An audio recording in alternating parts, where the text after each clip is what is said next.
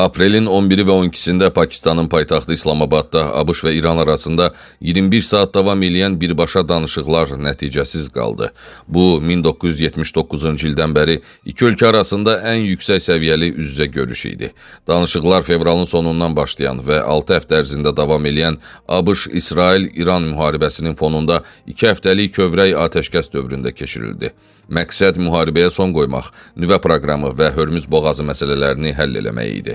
Lakin razılaşma əldə olunmadı. ABŞ tərəfi danışıqların əsas səbəbini İrana nüvə silahını hazırlamaqdan imtina eləmək barədə qəti öhdəlik götürməsi ilə izah eləyir. Vitse-prezident J.D. Vance açıqlamasında bildirib ki, bizə onların nüvə silahı hazırlamayacaqlarına və buna imkan verəcək alətləri əldə eləməyəcəyinə dair öhdəlikləri lazımdır. İran tərəfi isə ABŞ-ı qəbul olunmaz sayda çox tələblər irəli sürməkdə və etimad yaratmamaqda günahlandırır. Parlamentin sədri və danışıqlara rəhbərlik eləyən Məhəmməd Baqir Qalibaf açıqlamasında bildirib ki, biz ən uyğun təklifləri irəli sürdük, amma ABŞ bizim etimadımızı qazana bilmədi. Burada hər iki tərəf özünün qalibdir, yəni qələbə çalmışdır. Mövcud sülh hələ ki də müvəqqəti yaranmanı sülh, hələ ki müharibənin bitməsi demək deyil. Yəni müharibənin hələ də belə gələcək ehtimal ki, davam etmə ehtimalları var.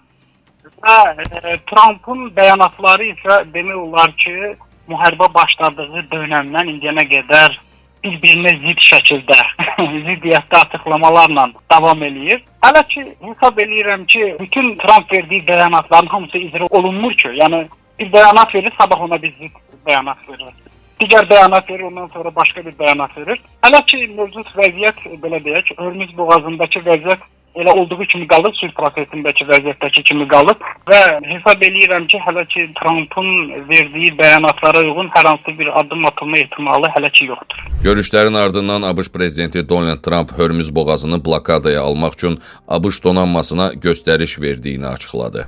Amerikanın Hörmüz ilə bağlı blokada qərarı yaranmış vəziyyətdə sülhə doğru atılan addım deyil.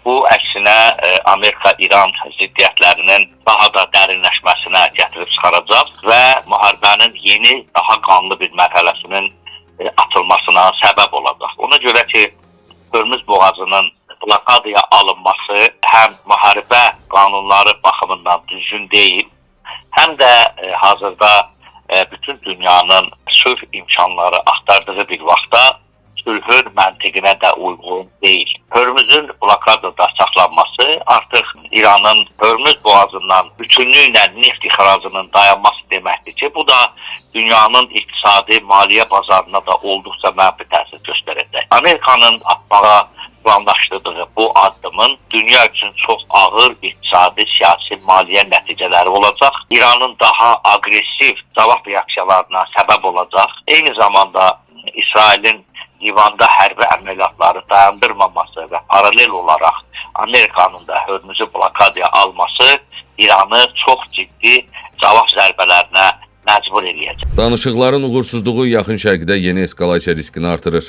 Atəşkəs kövrəkdir. Hörmüz boğazındakı blokada qlobal enerji bazarlarını silkələyə bilər. Nəzərə alsaq ki, hələ atəşkəs imzalanmamışdan bir neçə saat əvvəl ABŞ prezidenti bu gecə bir sivilizasiya yox olacaq deyərək açıq nüvə təhdidi və ya kütləvi qırğın silahlarından istifadəyə eyham vurmuşdu. Real mənzərəni görmək o qədər də çətin olmaz. Trump'ın İran sivilizasiyasının məhvi barədə bəyanatları fikrimcə gələcəkdə beynəlxalq hüquq nöqteyi nəzərindən araşdırılacaq məsələlərdir.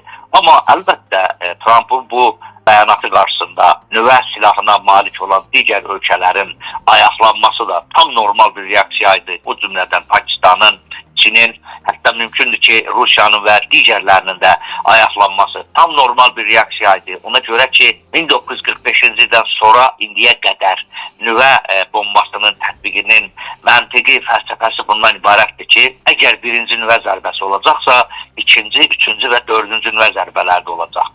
Birinci nüvə zərbəsini kim atdısa, ona ya cavab olaraq nüvə silahı atılacaq, ya da həmin ölkə öz qələbəsini daha da qətiləşdirmək üçün ikinci, üçüncü nüvə silahı bombasını atmağa məcbur olacaq. Beləliklə, Trump'ın sivilizasiyanı məhv etmək niyyəti, planı atom silahının tətbiqini nəzərdə tuturdu.